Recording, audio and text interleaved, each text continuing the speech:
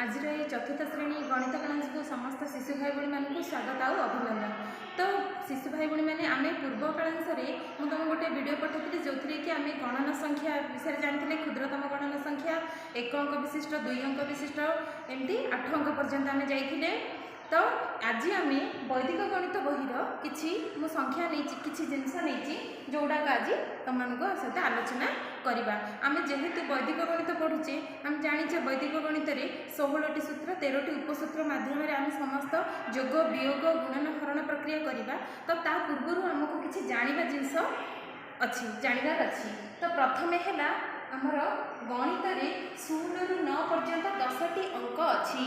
आम समस्ते जाने 10टी अंक अच्छी कौन 0 1 2 3 4 5 6 7 8 9 है। गणित में 0 ठारू 9 पर्यंत 10टी अंक अच्छी। 0 गोटे गणना संख्या न हेले आम 0 को व्यवहार करके संख्या गठन कर।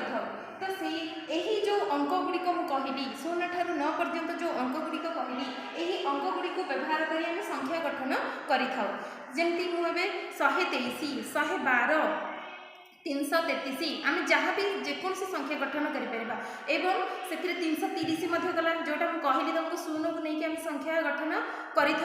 तो से एक अंक विशेष यही अंक गुड़ी व्यवहार कर संख्या गठन कर। तो आम जाने क्षुद्रतम गणना संख्या हूँ 1 0 गोटे अंक हेले सी गणना संख्या नुह। तो क्षुद्रतम गणना संख्या हूँ 1 किंतु बृहत्तम गणना संख्या कहीहब ना कहीं कहब ना कारण आम जाने जेकोसी संख्यार 1 जोग कले आम तार परवर्ती संख्याटी पाई जेकोसी संख्यार 1 जोग कले आम तार परवर्ती संख्याटी पाई। तो संख्या हूँ असंख्यटी तेणु बृहत्तम गणना संख्या कहीहब ना।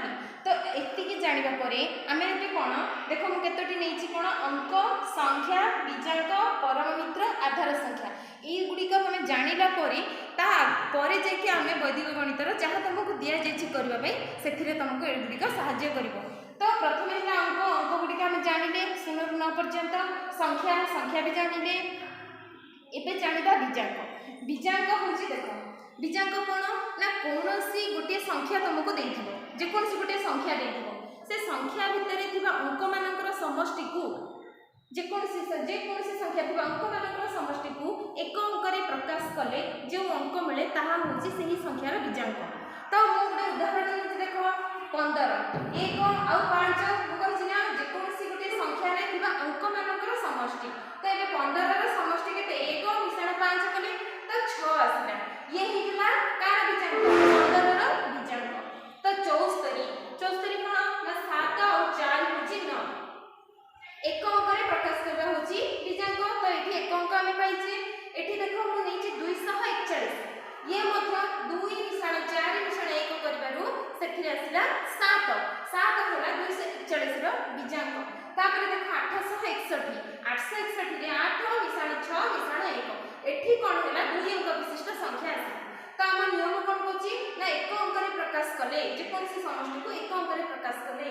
तो 8 मिश्रण 6 मिश्रण 1 15 है जितेबाला से 15 को पुनर्बार मिसागला ताकू पुणी एक अंक प्रकाश करागला। तो सेटा होगला 6 6 हूँ 861 र बीजांक।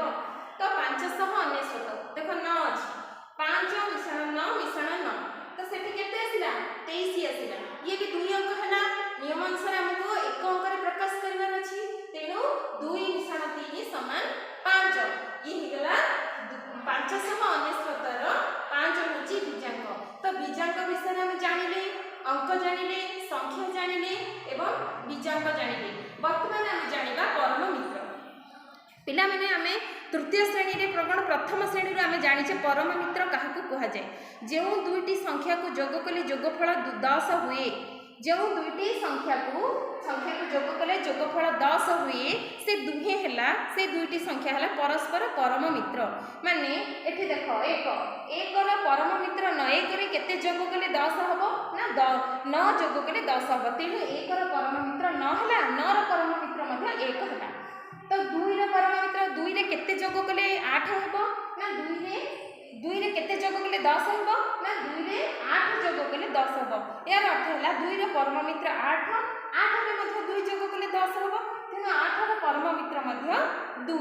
तो 3 ର परम मित्र केते ना 3 ର ପରମ ମିତ୍ର 7 3 ରେ 7 ଯୋଗ କଲେ 10 ହୁଏ 7 ରେ 3 ଯୋଗ କଲେ 10 ହୁଏ 4 ର ପରମ ମିତ୍ର କେତେ 6 6 ଯୋଗ କଲେ 4 ରେ 6 ଯଦି ଯୋଗ କରିବା ତାହେଲେ 10 ହେଲା ଏ ଦୁହିଁ ହେଲେ ପରସ୍ପର ପରମ ମିତ୍ର ଯେଉଁ ଦୁଇଟି ସଂଖ୍ୟାକୁ ଯୋଗ କଲେ 10 ହେଉଥିବ ସେହି ଦୁଇଟି ସଂଖ୍ୟା ହେଲା पूरा से दुईटी संख्या परस्पर परम मित्र तो 5 ର परम मित्र किए से निजे 5 सहित 5 मिसिले ही तार जोगफल 10 होई थाए तो 6 ର परम मित्र सेमती 4 मु एठी कहिथिली 4 ର परम मित्र 6 6 ର परम मित्र 4 तो एई भले भाबरे परम मित्र विषय हम जानिले 10 9 पर्यंत परम मित्र बाहर कर परिबा जेतेबेले हम बिनिकुलम बाहर करिबा सेतेबेले एई परम मित्र सहाय्य रे हम बिनिकुलम बाहर करिबा बिनिकुलम संख्या तुमको आगो को से वैदिक गणित रे बिनिकुलम प्रकाश करबा ऋणांक रे प्रकाश करबा ए सब पई सहाय्य करबो ता परे जिबा पिला माने हमें आधार कोन आधार संख्या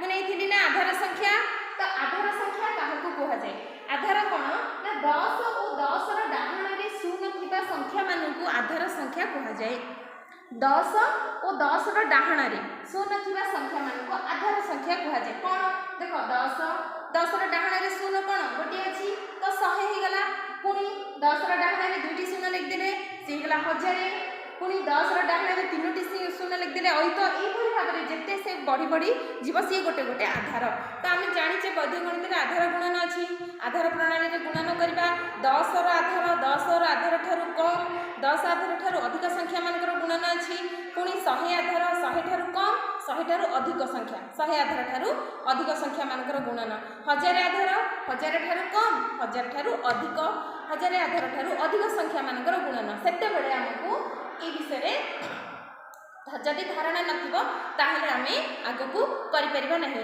तो आज आमे एतिकी जानिले कोन जानले ना अंक कहा जाए संख्या बीजांक जानले परम मित्र आधार संख्या तो एतिकी जानला पदे आमे आगो को आ परवर्ती वीडियोटी रे वैदिक गणितर बिनिकुलम विषय रे आलोचना करबा आज पे एतिकी समस्त को धन्यवाद।